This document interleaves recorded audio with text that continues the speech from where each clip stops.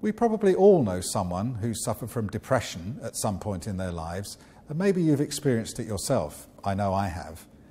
Depression saps our energy, takes the enjoyment out of life, makes it hard to concentrate or focus.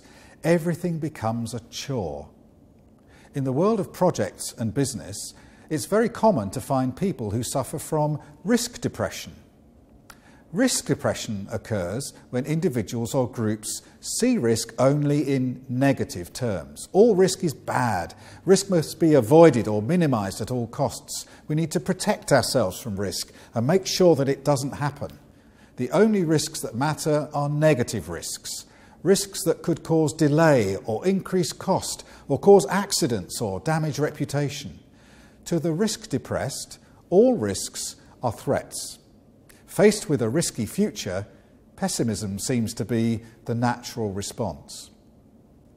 Although this view is very common, it's wrong. Not all risks are bad. All risks are uncertain, and all risks would affect achievement of objectives if they happened. But some uncertainties might actually be helpful if they occurred. Imagine an uncertainty that, if it happened, would result in us saving time or saving money, like a supplier reducing their prices, or us getting fewer objections to our planning application. That would still be an uncertainty that would affect achievement of our objectives. It's still a risk, but it's an upside risk or an opportunity, something that would help us to work faster, smarter, cheaper if it happened, something to make us smile. But risk-depressed people are so focused on negative, downside risks that they don't recognise positive, upside risks or opportunities. This can be really worrying and demotivating. If you list all the things that might go wrong on your project or in your business, some people might even feel like giving up altogether. The mindset of prevent and protect also inhibits innovation and creativity as we take a defensive position, playing it safe just in case something goes horribly wrong. But every cloud has a silver lining. The truth is that risk is a double-sided concept, including both downside and upside, both threats and opportunities.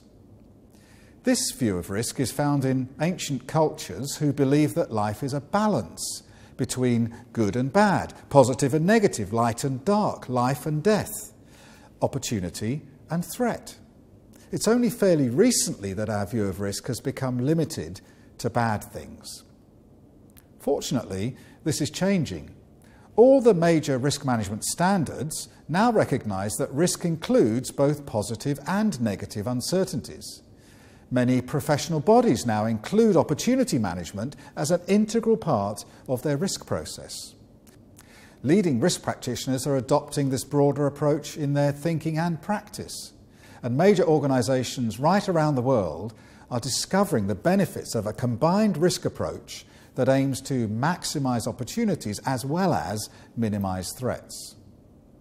So if you or someone you know is risk depressed, there is hope. The world is not as bad or as threatening as you fear.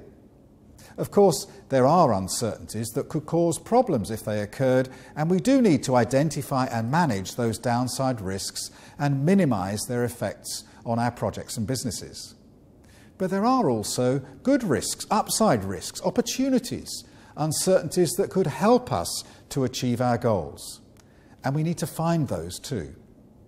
When we extend our risk process to include both threats and opportunities, our risk depression will lift. The future won't seem quite as scary, and we can go forward with confidence and with a smile. You've heard a little about one of these risk ailments, but in fact there are 10.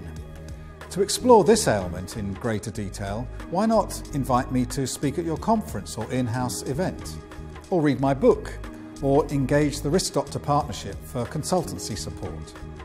The other risk ailments are introduced in the rest of the videos in this series, with full details in the book.